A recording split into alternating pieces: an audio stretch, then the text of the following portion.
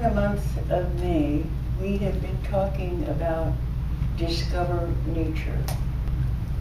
And our speakers have pointed out to us that many times we don't pay attention to the abundance that God has provided for us.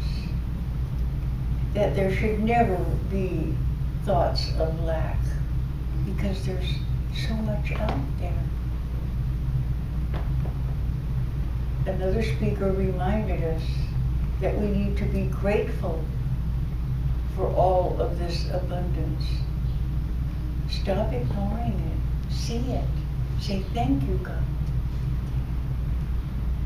And then our third speaker was speaking about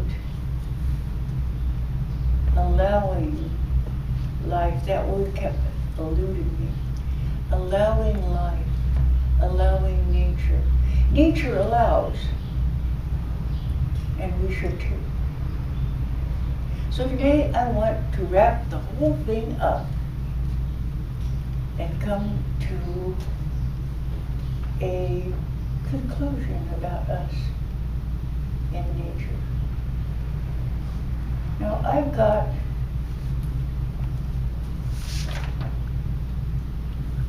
a couple of stories that I'd like to tell you that I think sort of illustrate this. Number one, if you recall, a couple of weeks ago, I said in my talk that I had a spider in my shower that was crawling all around. But he was still there. Now my shower is over a bathtub. And this little spider, it was just a little garden spider, climbed up the back of the bathtub and get almost to the top to get out. And he'd turn around and go back down. And he did it again and again. And one time he even got to the top of the backsplash where he could have just crawled right on out. He turned around and went back down. I stood there watching him. And I said, "Stupid spider, what do you think you're doing?" And he crawled back up and went back down. Think about what that spider was doing. We do it ourselves. We get to the brink of doing something good, and we won't take that last step that puts us over the line. Why? We're afraid. Why, if we did that, what would happen? Things would get better, really. But here we go, like the little spider. And then, of course, there's the other things that enter into our running back down the tub. Friends and family. Now, you know, they're well-intentioned, they're really great people. But when you say to them, I'm going to take this step out, I'm going to try it, they say, oh, you can't do that. You're not smart enough to do that. And up comes the fear again, and we run back down into the bathtub. It happens so much. And it's so uncalled for. My message is believe in yourself. Know that the God is in you. That you have the intuitive knowledge to know what is the best thing to do. And it isn't to run back down in the bathtub. It's to keep on moving up. We as individuals and we as a congregation, it is important that we move up, always up, open to the greatness of God and the greatness of His creation. You know, we're part of His creation. I mean, as part of God's creation, why are we so timid? there's not a really good excuse for it. So I'm saying to you today, nature has its way.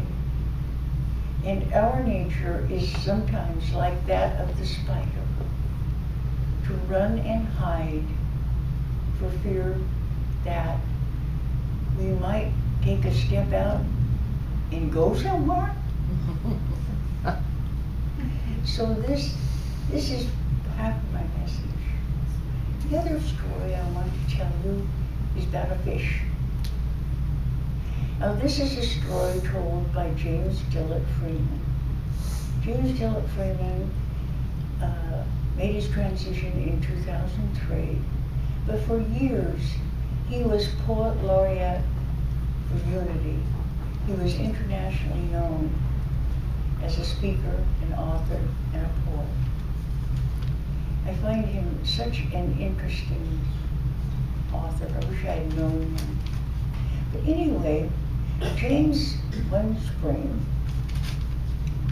decided that he needed a pond in his yard, a fish pond. So he went out into his yard and dug all of these holes where he was going to have these ponds. And he lined them, and he did all the things that you need to do to make a good pond. And then he went down and bought goldfish, and he loaded the ponds up with goldfish. Oh, and those fish were doing so well. They were multiplying. Everything was just perfect. But James also had dogs.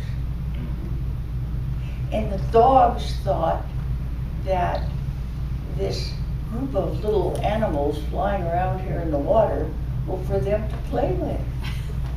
So they'd paw at the pool line and paw at the pool line. And after a while, they had it completely leaking. And it was so bad that James decided that he would just scoop up the fish and give them away and try again another day. Now this was in early summer. And so the ponds lie there in the heat of the summer and almost dried out completely. They stayed there through the fall and into winter, when there was the snow and the ice, and they just waited. And in March, James decided that it was time to renovate the ponds. This time he was going to do it right, and the dogs weren't going to get it. Okay. So James went out to the pond to take some measurements so that he could put his new idea into practice. And when he got there, looking at the pond, there in the very bottom, in a bunch of sludge with even a little bit of ice still there, lay something gold. He jabbed it with his finger and it wiggled.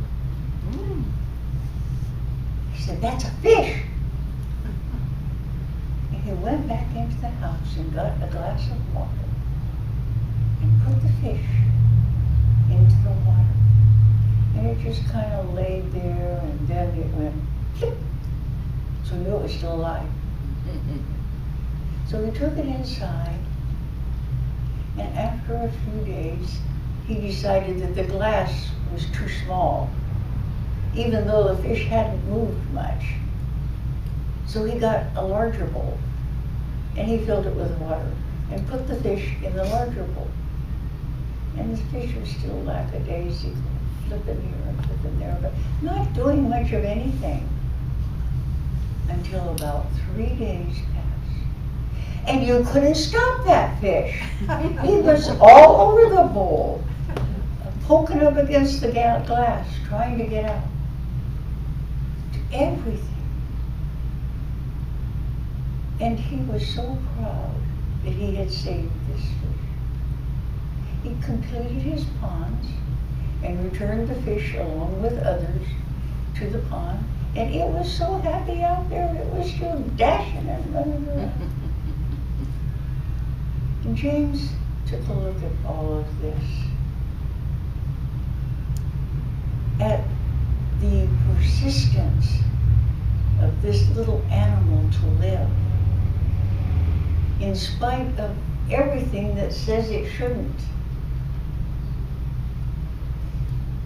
And then he began thinking about the circumstances and how it came about. He knew that if he had not gotten there to look at that pond when he did, that little fish would have died, because it didn't have but hours yet to live when he picked it up. And he began thinking of God's design in all of this. How everything was so perfectly timed to save the fish's life and to teach him a lesson about persistence. Now, we, again, we're still crawling back down in the tub. We need to persist.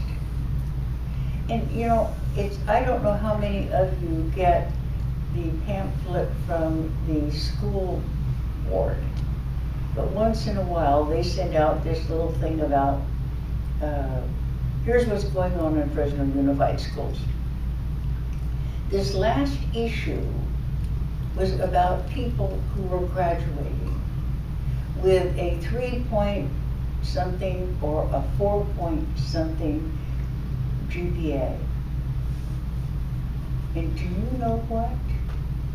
Every one of those kids had a reason for not succeeding, and every one of them were going somewhere on scholarship. One of them had some kind of a disease that affected his face and made him not particularly popular among people that like pretty faces. But he persisted, and he had a 4-point something GPA. There was a girl who came from a cultural background where the men thought women should not be educated. And her father and grandfather made it very clear. She graduated with a 4.0. She persisted. But now there's one thing that I found interesting in all of these things. There was somebody to lift the fish out of the water. It could have been a teacher, or a parent, or a friend, a mentor, but somebody came along and said, don't listen to that. You've got it. I know you have it. You are able. Persist. And here they go. And I think there was 36 of them in the Unified School District. Just think of what those children have accomplished by persisting. By when they got on the ledge, climbing on farther up and not running back down into the bathtub. So we each need to remember that as nature works, as nature always comes to a positive something, that's where we need to be too. A tree never says, I'm tired, I'm not going to have leaves this year. Doesn't happen. No. And so we need to be like the tree. We need to blossom. We need to persist. And stop and think of the things that trees have had to persist against.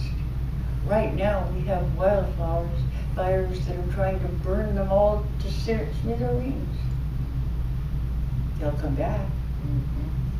Have any of you ever had any experience with St. Helene's up in Washington, isn't it? St. The Helens. volcano that blew up and everything all over. Have you looked at the recent pictures of the return of the vegetation in the trees in Mount St. Helens area? Nature persists. Nature does not let anything stop it, even fires and floods. We are part of God's creation. We are part of nature. Let us behave as we are nature. I'm going to close with another quote from James Dillett Freeman.